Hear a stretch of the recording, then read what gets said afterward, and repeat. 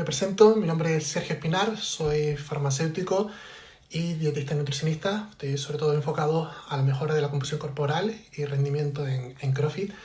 Y bueno, muy resumido, ¿vale?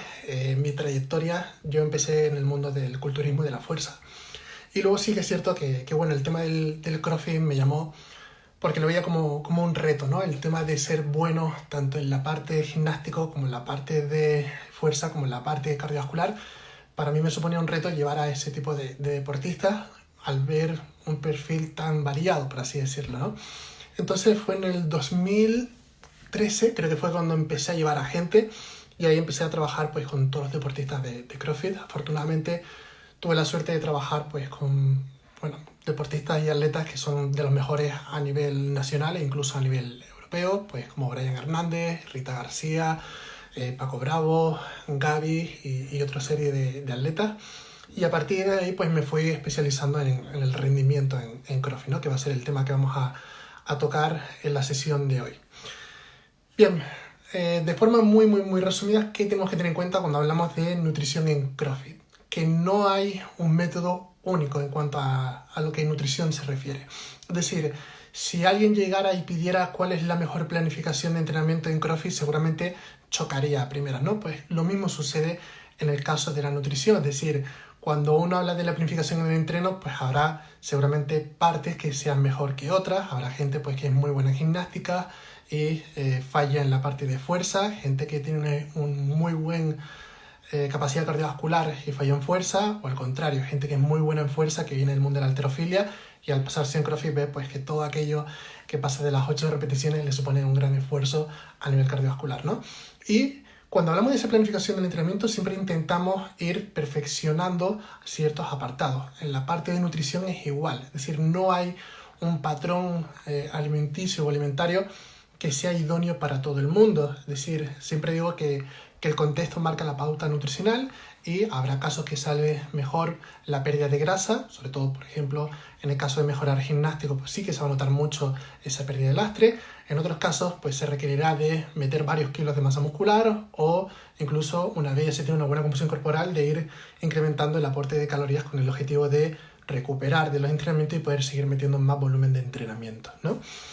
Y una de las dudas que más se repite en el documento, ¿vale?, que tengo de las dudas que dejaron es, oye, ¿qué opinas de la dieta cetogénica? ¿Qué opinas de la dieta vegetariana? ¿Qué opinas del ayuno intermitente? ¿Cuáles son los pros y los contras? Digamos que hay formas de alimentarse que son más adecuadas que otras, es decir, no hay ningún misterio al decir que hay opciones que son mucho más rentables a nivel de objetivos que otras, ¿vale? Que lo trataremos en la segunda parte del directo. Pero, por ejemplo, se puede llevar una dieta vegetariana y rendir, se puede llevar una dieta cetogénica y rendir, se puede llevar pues, una dieta con ayuno intermitente y rendir, pero que se rinda no necesariamente significa que sea lo óptimo, ¿vale? Y creo que esto es de vital importancia porque siempre nos dejamos llevar por la opinión de terceras personas de, oye, pues fulanito ha hecho esta planificación y le ha ido genial y tiene cetogénica, o fulanita ha hecho esta planificación y tiene ayuno intermitente y es lo idóneo, ¿no? Bien, ¿cuáles son los pros y los contras de las dietas de moda, por así decirlas, ¿no? Desde la dieta paleo, que fue en su momento la dieta de la zona, que también hubo un boom en los box, hasta actualmente que es más enfocado a la dieta cetogénica y ayuno, ¿no? En el caso del ayuno, podemos decir que siempre y cuando se metan los carbohidratos, proteínas y grasas, no hay ninguna diferencia, por así decirlo, respecto a una dieta con una distribución de comidas para mejor de 6 comidas al día. ¿Qué pasa? Que si estamos hablando de deportistas que a lo mejor necesitan 3.500 o 3.700 calorías, meter todas esas calorías en una ventana de 8 horas, pues seguramente sea un problema, ¿vale? Me he encontrado casos, pues eso, con esas ingestas te sale que en 2-3 comidas tienes que meter pues 1.500, 1.700 calorías, que en cuanto a volumen de alimento se refiere, pues seguramente la persona se quede saciada antes de terminarse el plato, ¿vale? Ese puede ser uno de los problemas que tiene el ayuno intermitente. La parte positiva podría venir a razón de eso, es decir, si es una dieta que es bastante saciante, cuando el atleta busca perder grasa corporal, pues puede ser una opción interesante a la hora de reducir el porcentaje de grasa, porque al fin y al cabo hay que recordar que el principal objetivo a la hora de perder grasa corporal es conseguir el déficit calórico. Sí que es cierto que luego la distribución de macronutrientes va a marcar el mayor o menor éxito, es decir, el ratio de pérdida de grasa pérdida de masa muscular, pero podemos decir que el ayuno intermitente puede ser interesante de cara a mejorar la composición corporal, sobre todo enfocada a pérdida de grasa. Algo muy similar ocurriría con la dieta cetogénica. Es decir, la dieta cetogénica lo que observamos es que también es una dieta muy saciante. Puede ser interesante entonces para perder grasa corporal. Digamos que no es necesario llegar al punto de una dieta cetogénica. Recordemos que una dieta cetogénica es aquella que normalmente suele estar por debajo de los 40 gramos de carbohidratos al día. Y en lo que a CrossFit se refiere, si buscamos rendimiento, os puedo asegurar que no es lo idóneo, ¿vale? ¿Por qué? Porque hay que ver el perfil de entrenamiento que tiene CrossFit. Es decir, cuando vemos los entrenamientos de CrossFit, pues hay varios estudios que miran algunos WOD, ¿vale? Como por ejemplo el FRAN, y se observa pues que la producción de lactato supera, por ejemplo, los 15 milimoles por kilo. Es decir, observamos que se utiliza mucho glucógeno, que es la forma que se está almacenado los carbohidratos en nuestro organismo. Entonces, si nos metemos en una dieta cetogénica y nuestras reservas de glucógeno se ven minimizadas, veremos que no es lo idóneo de cara a todo entrenamiento que sea más enfocado a la alta intensidad o que sea interválico. Es decir, en estos casos va un poco que choca ese objetivo de rendimiento y composición corporal, ¿vale? No sé si hasta aquí voy bien, si tenéis alguna duda.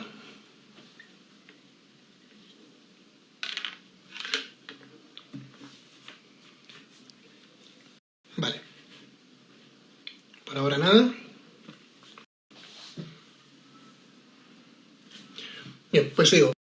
Entonces, cuando hablamos de planificar la nutrición, hay que tener en cuenta esta serie de apartados. Es decir, lo primero más importante, ¿cuál es nuestro objetivo? ¿Vale? Y esto es el problema de mucha gente que no tiene un objetivo limitado o, por así decirlo, acotado. Es decir, te dicen, oye, pues yo quiero perder grasa corporal a la vez que mejorar en gimnásticos y quiero mejorar mi 1RM y meter mejor rendimiento. Es decir, digamos que son opuestos. Es decir, la búsqueda de ganar masa muscular con la pérdida de grasa se puede dar en algunos sujetos, sobre todo pues casos como actuales de vuelta a un confinamiento, que hemos dejado de entrenar, se ha producido una ligera atrofia muscular. Ahí sí se puede dar tanto la pérdida de grasa como la ganancia de masa muscular de forma simultánea. Pero en un contexto normal, por así decirlo, digamos que no va a ir de la mano. Bien, me preguntan, Sergio, ¿es recomendable una dieta alta en grasa sin vesícula? En este caso no sería lo idóneo, ¿vale? Pero dependiendo a qué consideres una dieta alta en grasa, ¿vale? Es decir, de forma habitual se considera el aporte mínimo de grasa en torno a los 0,7 gramos de grasa por kilo de peso corporal y de ahí pues se puede subir hasta los 1,2, ¿vale? En el caso de una persona sin vesícula, a lo mejor no sería muy buena idea pasar del gramo por kilo de peso corporal, es decir, si peso 75 kilos, no pasar de los 75 gramos de grasa. Es una regla muy sencilla. Luego me dicen cuál es la mejor fórmula para calcular las calorías basales. Pues mira, hay varias, pero la más rápida y sencilla es multiplicar tu peso por 22, ¿vale? Esto también se han hecho, por ejemplo, en el Centro Olímpico en Noruega y se ha observado que cuando lo comparan, esa fórmula de 22 por tu peso corporal en comparación a mediciones de calorimetría en directa, observamos que apenas hay diferencia, es una diferencia pues, inferior a las 30 calorías, ¿vale? Entonces, si tú quieres calcularla de forma rápida, eso, multiplicas tu peso por 22 y ya tienes tu gasto en reposo, ¿vale? Para aquellas personas que no sepan, gasto en reposo, estaremos hablando de las calorías que quemas por los procesos vitales, como puede ser mantener la temperatura corporal, bombear sangre, la respiración, etc. En ese caso, hay que tener en cuenta el, por así decirlo, cálculo teórico con el cálculo experimental. ¿Qué quiere decir esto? Pues que tú puedes hacer tu cálculo teórico, que como hemos comentado es 22 calorías por kilo de peso corporal, pero si tú estás en un déficit calórico, al estar en un déficit calórico, tu cuerpo se va a adaptar a ese recorte de calorías y va a reducir un poquito tu gasto en reposo, ¿vale? Que no va a ser superior a las 200 calorías. Es decir, si te sale que tu gasto en reposo es de 1700, pues podemos estar hablando que a lo mejor tu real estaría entre 1550 a 1850, ¿vale? Es decir, en ese rango. Si hay más dudas, las podéis ir dejando en el directo, ¿vale? Yo tengo algunas aquí, pues del tema del ayuno.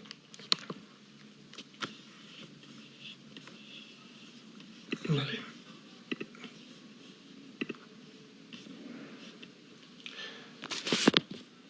Bien, me preguntan, ¿ayuno intermitente y practicar CrossFit es compatible?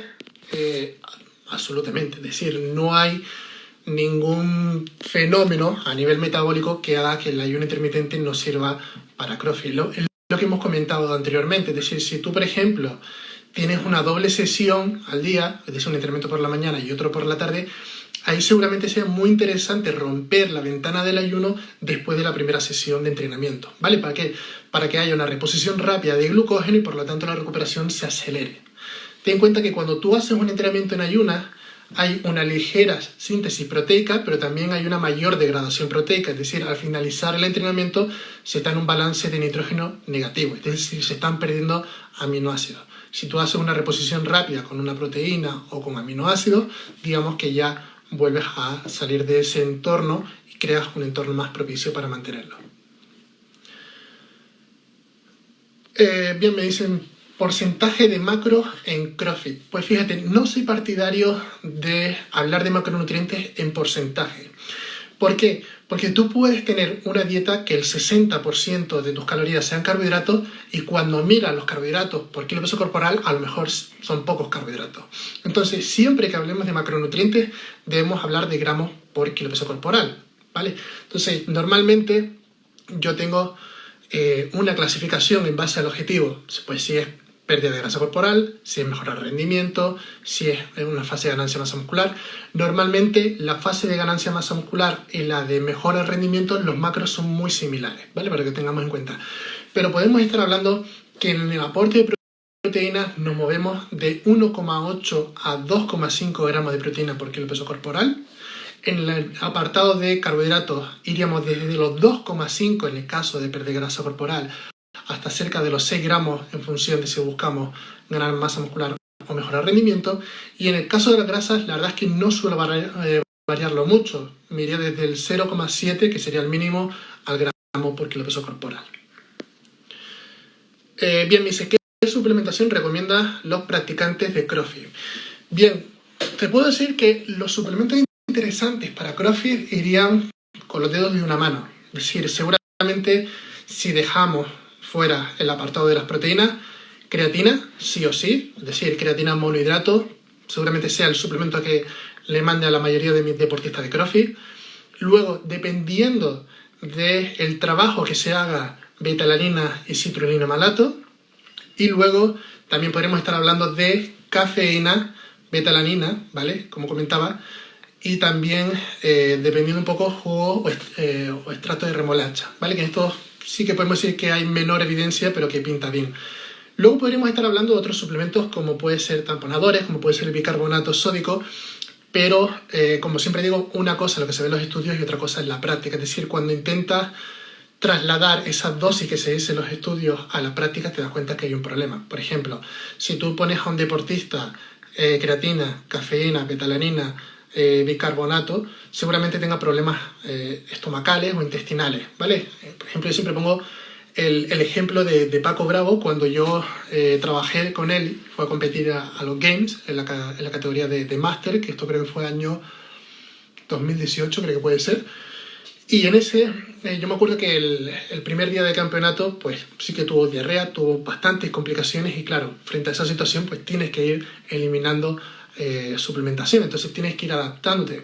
Seguramente los más problemáticos suelen ser cafeína, creatina, ¿vale? Si lo haces en altas dosis, y el bicarbonato. El bicarbonato es un suplemento que funciona, pero que es pésimo en la práctica.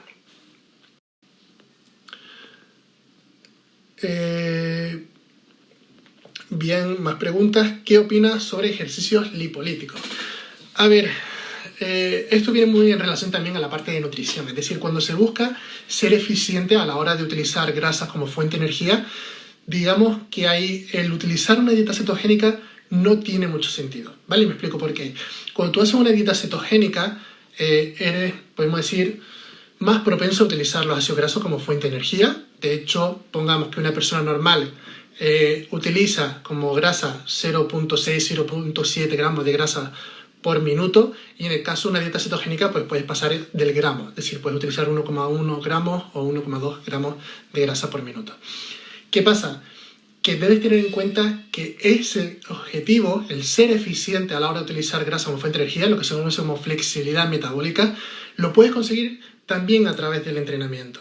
Es decir, cuando tú metes bastante volumen de entrenamiento cardiovascular, es decir, lo que se conoce como acumular trabajo, digamos que vas a ser mucho más eficiente a la hora de utilizar sustratos. Es decir, cuando estás trabajando a intensidades submáximas, tu cuerpo va a dar predominancia a utilizar grasa como fuente de energía, y en el momento que tú a lo mejor pases del 75-85% de tu volumen de oxígeno máximo es cuando tu cuerpo va a recurrir al glucógeno.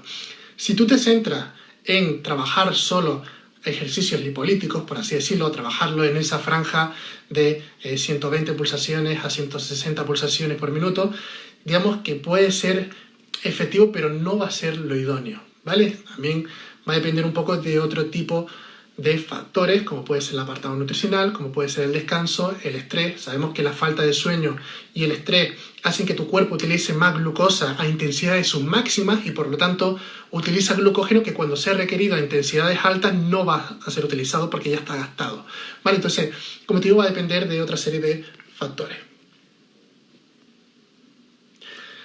Dice, ¿está bien comer fruta después de la comida? No hay ningún problema. Sí que hay, podemos decir, la creencia que después de comer, si se consume fruta, se va a fermentar, y es totalmente falso. Se puede comer fruta o bien antes, o bien durante la comida, o incluso después. Me dice, si comenzamos con creatina y proteína, una persona que nunca ha consumido nada, ¿es recomendable sí o sí una carga de creatina o podría empezar con dosis normales, en varias dosis al día? Bien, muy buena pregunta. A ver, a no ser que tú tengas una competición cercana, es decir, tú imagínate que tú estás al lunes y quieras hacer una carga de carga al domingo, no es necesario hacer carga. Es decir, ten en cuenta que los niveles de creatina a nivel muscular van a ser por saturación, es decir, tú consumes la creatina y poco a poco se van rellenando esas reservas. Entonces, no es necesario hacer una fase de carga, con eso lo único que vas a conseguir es gastar más suplemento de forma innecesaria.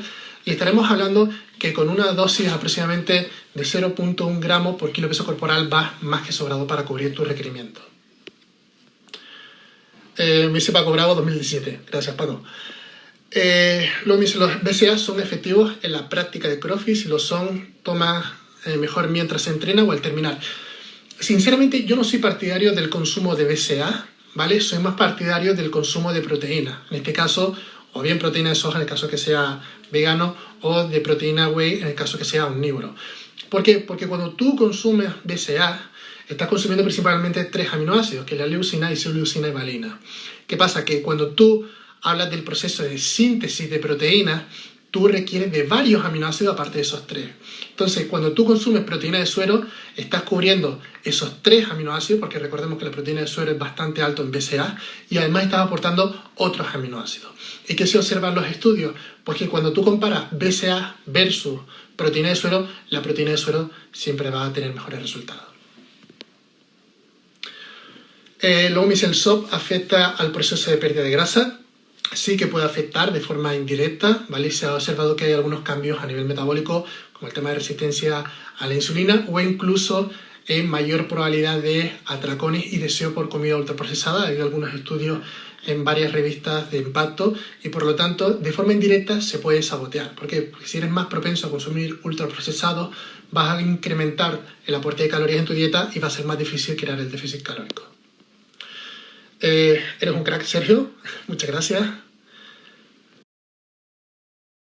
Luego me dice, ¿hay relación entre endometriosis y pérdida de grasa abdominal? Realmente no hay ninguna relación. Podemos decir que en el caso de endometriosis hay una mayor inflamación, ¿vale? Que es lo que causa pues todo el problema de dolores, pero que con entrenamiento y buena alimentación básicamente se resuelve en el 90% de los casos. Bien, aquí tengo otra pregunta. ¿Cómo calcularías calorías en pérdida de peso sin tratar de bajar rendimiento en CrossFit? Bien, muy buena pregunta, y debemos entender que el principal problema que tiene la gente es la pérdida de grasa rápida, ¿vale? Y yo siempre pongo el ejemplo de Rita, que no sé si nos estará viendo, pero podrá dar fe.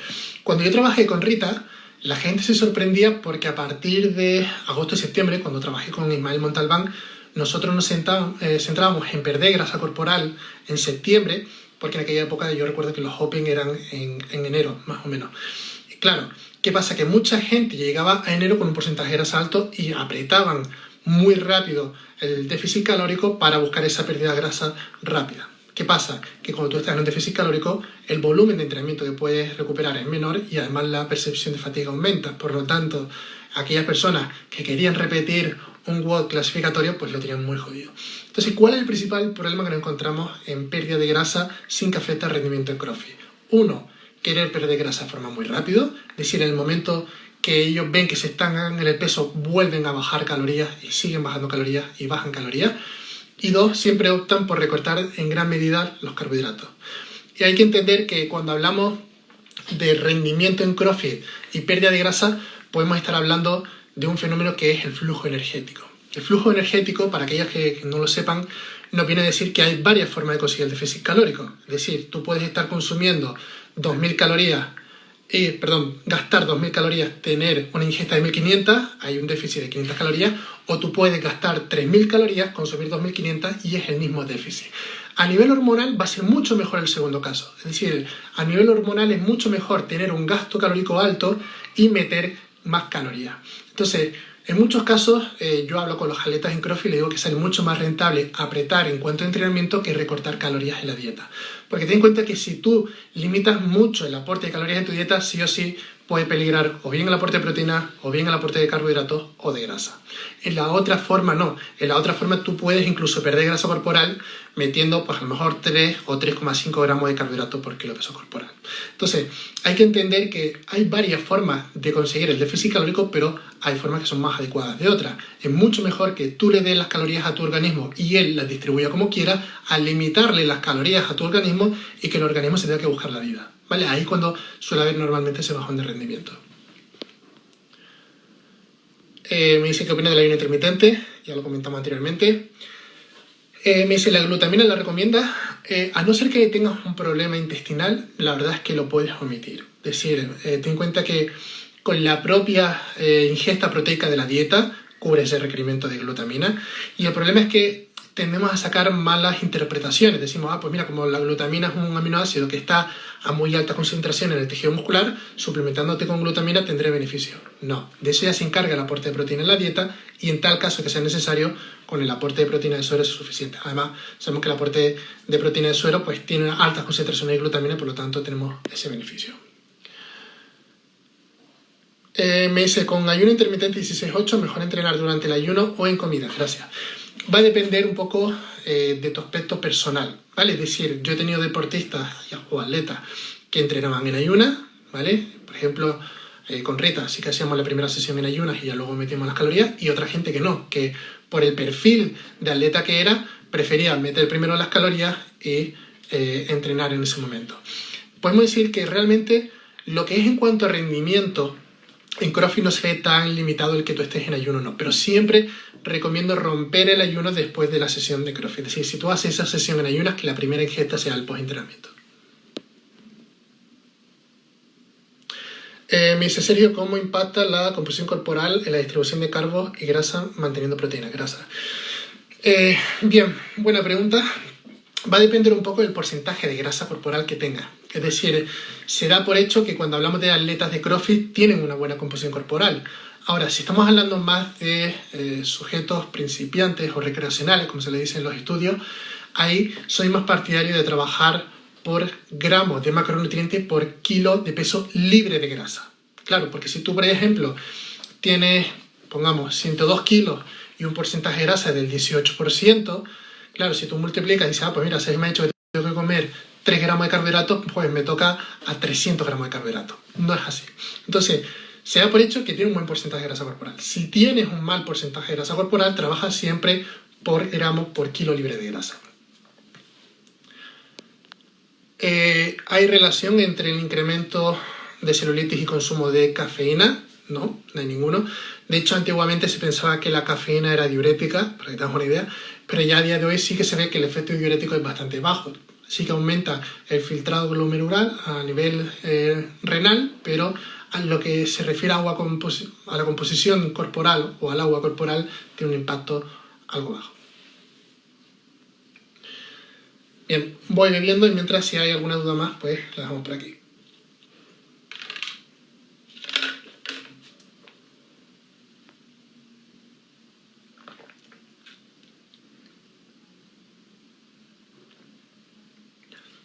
Vale, tengo esta pregunta aquí. ¿Puedo encontrar una alternativa a la proteína de suero de leche si tengo problemas al digerirla? Bien, en este caso habría que ver el tipo de proteína whey que consume, ¿vale? Sabemos que hay dentro de la proteína de suero 3 tipos: el concentrado, el aislado, como se le conoce vulgarmente, y la hidrolizada. Normalmente de los 3 el que más problema da es el concentrado, ¿vale? Porque también tiene más presencia de lactosa y por lo tanto a aquellas personas que les cuesta digerir la lactosa pues tienen problemáticas con la proteína de suero. Normalmente en mis deportistas sí que te puedo decir que si me encuentro esa problemática suelo recurrir a la hidrolizada, que podemos decir que es la proteína predigerida y que por lo tanto se absorbe muy fácil, o la proteína ISO, que en este caso el contenido de lactosa es inferior al 1% y por lo tanto esos problemas a nivel intestinales o de digestión se reducen prácticamente a cero.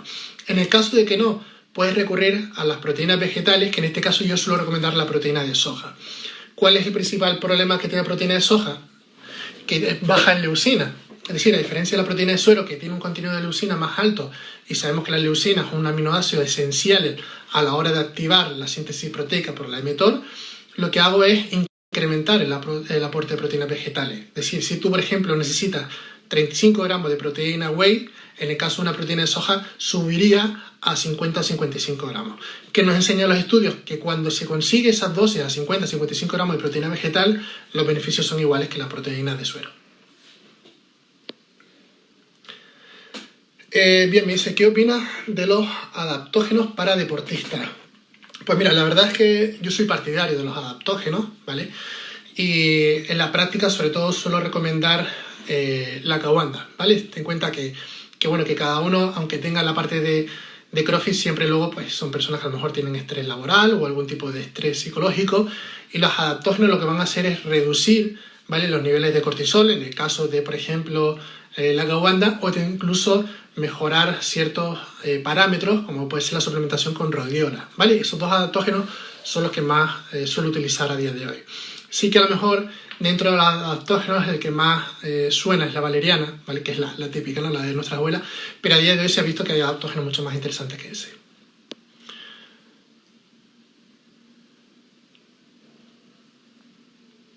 Vale.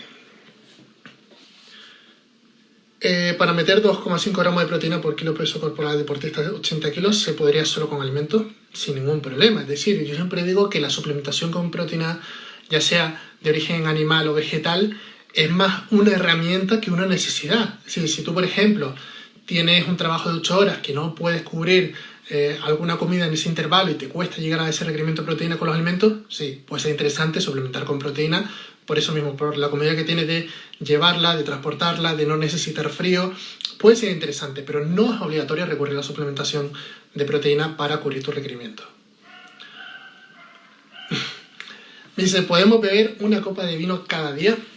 A ver, en lo que al alcohol se refiere, yo soy partidario de cuanto menos mejor, porque se ha observado que el impacto que tiene el alcohol, incluso en recuperación, ¿vale? Hay algunos estudios que nos dicen, uno, que hay menor resíntesis de glucógeno, por lo tanto, la recuperación en cuanto al almacenamiento de carbohidratos se va a ver perjudicado. Dos, reduce la síntesis proteica muscular, por lo tanto, la recuperación en cuanto a aminoácidos se refiere también se va a ver perjudicada. Y tres, cuando consumes alcohol, desplazas la utilización de sustrato, es decir, tu cuerpo va a estar quemando alcohol, luego carbohidratos y luego grasa. Por eso te digo que no soy partidario del consumo de alcohol. Ahora, momentos puntuales esporádicos, sí. Es decir, cuando yo, por ejemplo, salgo un fin de semana a dar alguna ponencia por la península y me invitan a cenar y me bebo una cerveza, no pasa nada. Es decir, no voy a ir a beberme un smoothie de brócoli con kiwi. Es decir, soy persona y por lo tanto yo también bebo cerveza y como pizza y demás. Pero siempre intento eso, adecuarla a mi estilo de vida. Bien. ¿Se podrías hablar del ciclo de carbos para pérdida de grasa? ¿Es efectivo en días de brazos? Tenemos bajo. Vale, creo que la pregunta está mal formulada, pero sí, no hay problema y hablo del ciclo de carbohidratos. A ver, yo en algunos casos, de hecho, esto fue un protocolo que saqué 2012 creo puede ser, o sea, hace 7 8 años saqué un protocolo que era justamente eso, cómo conseguir perder grasa corporal sin ver perjudicado el rendimiento. Y hablaba justamente del ciclado de calorías y de carbohidratos. ¿Qué nos viene a decir esto? Pues que siempre y cuando tú consigas un déficit calórico semanal, tú puedes jugar con la distribución de calorías y macronutrientes, meter días con mayor aporte de carbohidratos y calorías y otros días más bajos. Entonces, tiene sentido que los días de mayor volumen de entrenamiento, ¿vale? O incluso si tú ves que tienes un WOD que vas a trabajar varios grupos musculares, que por lo tanto si vas a meter varios thrusters o similares, pues ahí sí que puede ser interesante meter mayor aporte de carbohidratos para tener más reserva de glucógeno y poder rendir mejor. Y luego otro día recortar, ¿vale? A lo mejor algún día de descanso, baja el aporte de calorías y carbohidratos y consigues el déficit calórico. A nivel psicológico sí que he visto que la respuesta es bastante buena, porque claro, la gente dice, vale, hoy como menos, pero sé que mañana vuelvo a subir mi aporte de calorías. Entonces, a nivel psicológico, le da un respiro a la persona. ¿Se recomiendas alguna aplicación para medir calorías? Pues mira, si te soy sincero, la verdad es que no recomiendo ninguna, ¿vale? ¿Por qué? Porque tanto, o sea, yo utilizo, por ejemplo, Watch de Apple, es decir, como pulsómetro, pero lo que se refiere al gasto durante el ejercicio, gasto diario, sobreestima totalmente en muchos de los casos, ¿vale? Es decir, en mi caso, por ejemplo, yo mido 1,94, estoy ahora en 98 kilos, pues podemos estar hablando que si me pones a hacer remo y me ven, oye, pues estás a 160 pulsaciones, 98 kilos y tal, has quemado en media hora 1000 calorías. Realmente no he quemado 1000 calorías, pero todos los dispositivos siempre tienden a sobreestimar el gasto total diario porque siempre van a estar en función de la frecuencia cardíaca, ¿vale? Entonces, no suelo recomendar mucho el fiarme por eso y de hecho tengo problemas en consultas justamente por eso, porque la gente dice, no, pero si yo quemo 700 calorías en un WOD, puedo permitirme comer más. Al contrario. Hola desde México, un placer, Carla. ¿Tienes alguna plataforma o cómo se puede contratar tus servicios? En mi página web, o sea, tienes mi Instagram que es sergio.espinar o mi página web que es www.sergioespinar.com.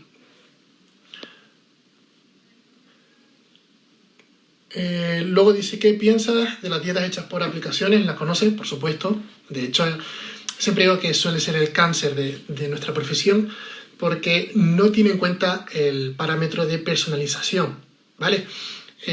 Pongamos, ¿vale? Voy a dar algún nombre, pero vamos, que no tengo nada en contra de ellos. DietoPro, DietoWing, todo este tipo de plataformas en las cuales tú metes tus datos y ya te sale la cantidad de proteínas, carbohidratos y grasas que tienes que consumir, en muchos casos no tienen en cuenta un trasfondo, no tienen en cuenta ese historial, ¿vale? Por ejemplo, hoy estaba yo en consulta y en situaciones normales o en una situación de aplicaciones hubiera puesto una dieta enfocada a mantenimiento o ganancia de masa muscular y sin embargo cuando estaba en consulta hoy le dije, oye, primero vamos a estar 2-3 semanas reduciendo un poquito más la grasa que has ganado y luego nos centramos en eso. Es decir, ese toque de personalización o de visualización en consulta se pierde, por lo tanto puede servir a lo mejor para gente que está empezando, pero para gente que lleva un tiempo no lo recomiendo.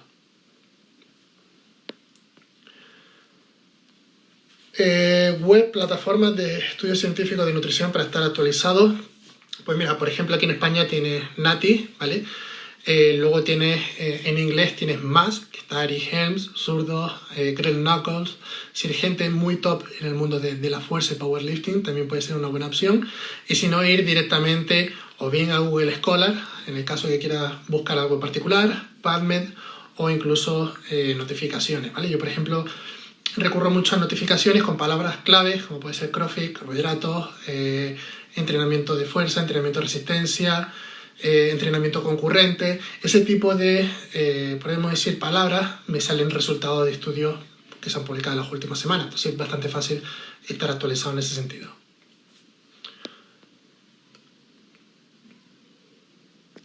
Vale.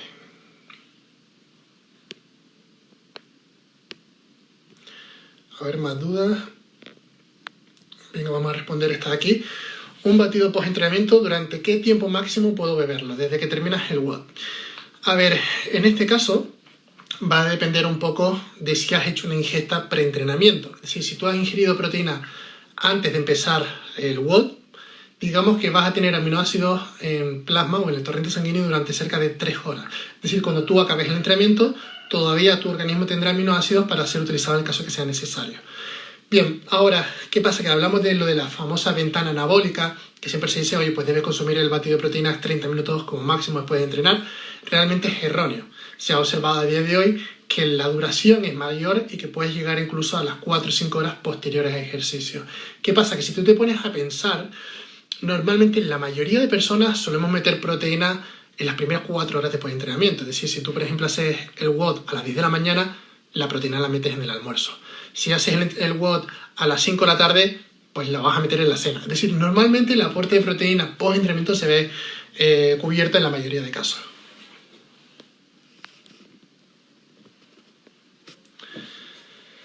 Me dicen, ¿queda guardado? Sí, lo tendréis en Instagram TV. De todas formas, os digo, aprovechad ahora que tenéis la posibilidad de dejar dudas y lo vamos comentando.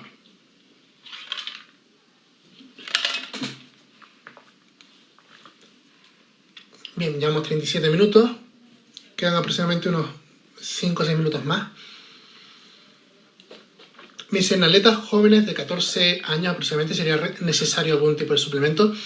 A ver, lo que es necesario no, digamos que no, ¿vale? Es decir, ni incluso en adultos es necesario suplementación. Te puede beneficiar de él, ¿vale? Es decir, es una ayuda extra en muchos casos. Y en estos casos sí que podríamos hablar a lo mejor de la creatina, ¿vale? La creatina podría ser interesante pues en sujetos de 14, 16 años, sí puede ser una buena alternativa. Me dice, ¿qué problemas renales puede tener la ingesta de proteínas?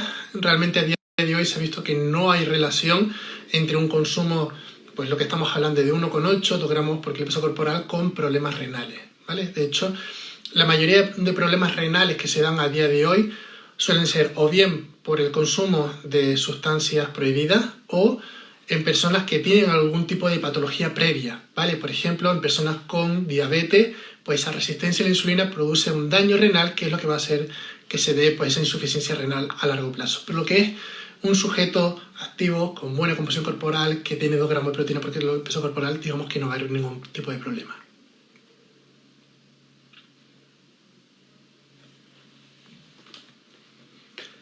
Bien, vamos con las últimas dudas.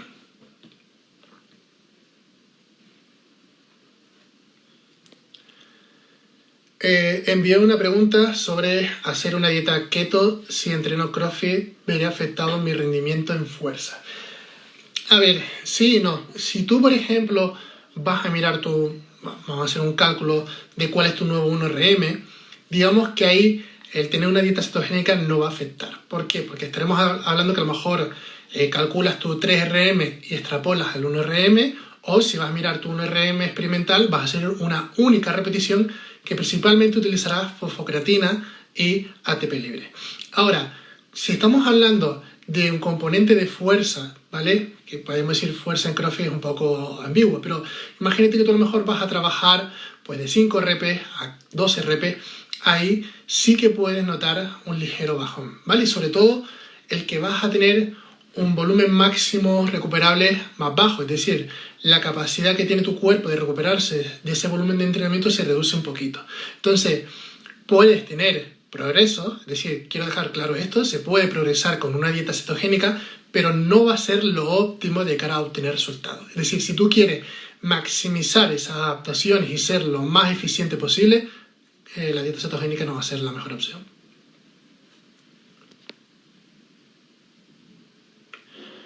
Luego me vuelvo a preguntar por el ayuno intermitente, lo dije al principio del vídeo. Bien, dice, mujeres que practican CrossFit, cambios hormonales por edad, premenopausia. ¿Hay que tener en cuenta algo a nivel de alimentación? Por supuesto.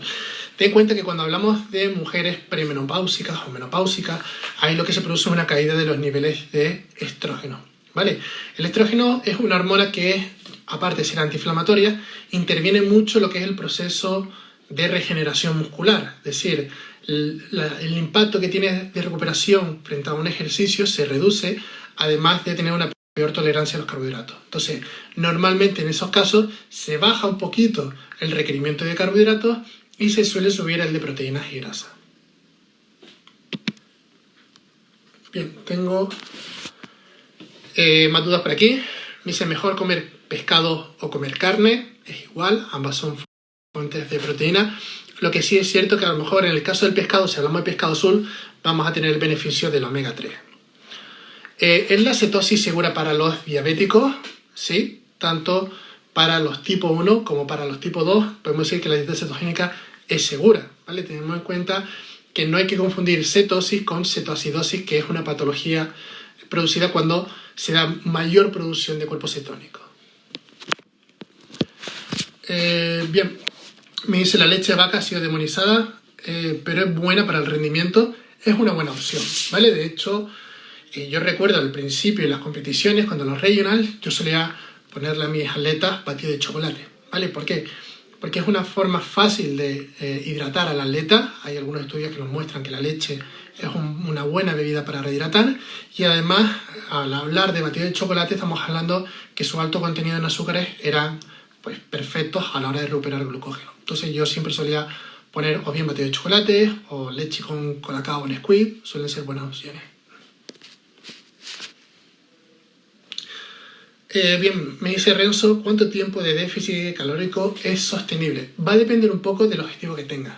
Ten en cuenta que cuanto mayor es la pérdida de grasa corporal, más tiempo vas a requerir, ¿vale? Es decir, podemos estar hablando de casos que son mini-cut o 3-4 semanas a déficit calórico, a algunos casos en los cuales se va incluso por encima de los 4 o 5 meses, ¿vale? Por eso yo no soy tan partidario de cuando se busca ganar masa muscular, taparse excesivamente, porque toda esa grasa que ganes de exceso va a ser luego que esté más tiempo a déficit calórico y por lo tanto tu rendimiento va a ser mucho peor. En estos casos, si el tiempo es muy largo, a lo mejor estamos hablando de 4 o 5 meses, yo optaría por meter pequeños descansos durante esos meses, es decir, pequeños descansos, incrementamos el aporte de calorías, bajamos el volumen de entrenamiento, damos un respiro y luego nos volvemos a meter en déficit calórico.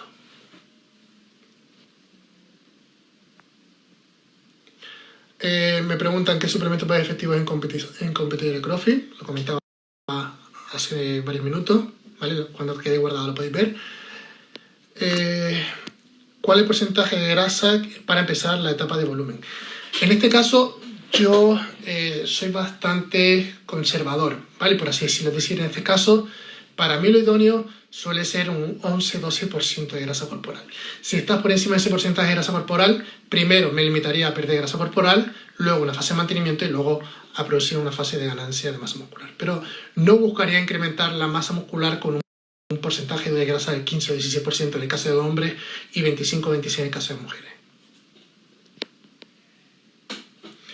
Me dice dieta vegetariana, es una opción, hay que tener en cuenta que tiene ciertas limitaciones, como otras dietas, ¿vale? Por ejemplo, en el caso de que se busque perder grasa corporal, el principal problema que te vas a encontrar es cubrir el aporte de proteína sin pasarte de carbohidratos, porque al fin y al cabo, en el caso de una dieta omnívora, con carnes, pescado, huevos, podemos meter proteínas muy limpias, es decir, alimentos que solo aporten proteínas con un contenido de grasa y carbohidratos muy bajo.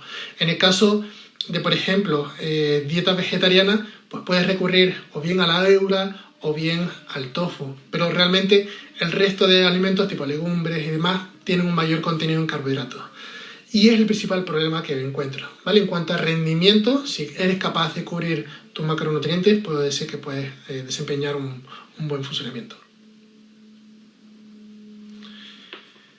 Bien, llevamos 45 minutos, resuelvo una más y damos por finalizado el directo. Me dice, ¿cuál es la mejor manera de medir la grasa corporal? Y los valores que han dicho son aplicables también para atletas de más de 40 años. Muy buena pregunta. En el caso de cómo medir el porcentaje de grasa, lo óptimo sería a nivel de pliegue, ¿vale? De antropometría, es decir, los famosos pellizquitos. Luego tienes otras formas, ¿vale?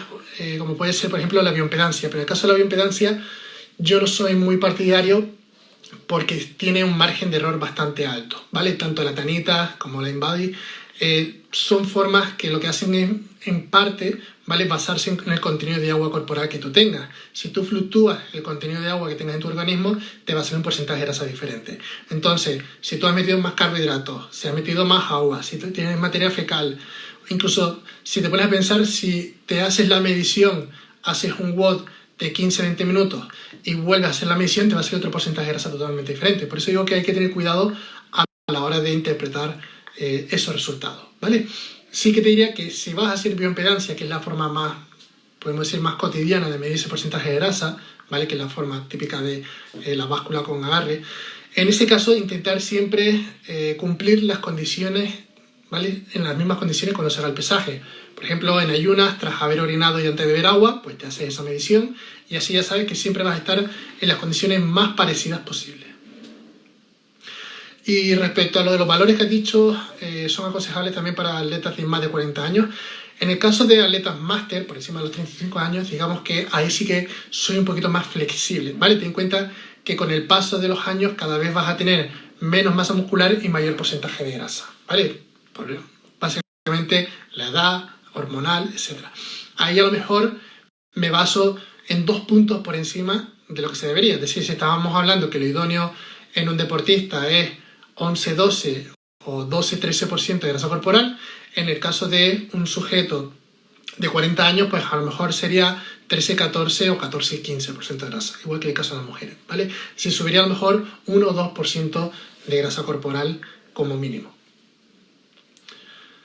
Así que nada, con esto sería todo. Si tenéis cualquier otra duda o incluso queréis saber más sobre el tema de nutrición en rendimiento, en composición corporal, me podréis encontrar tanto en Instagram como sergio.espinar o bien en mi web que es sergioespinar.com.